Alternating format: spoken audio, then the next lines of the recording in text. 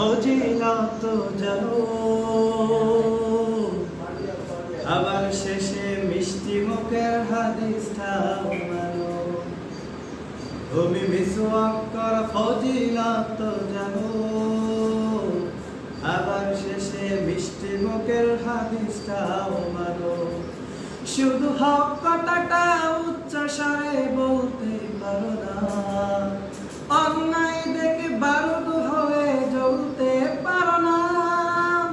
কেমন মুসলমান তুমি একটু বলো না,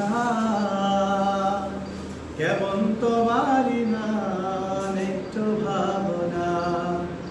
কেমন মুসলমান তুমি একটু বলো না, কেমন তোমার ঈমান একটু ভাবো না।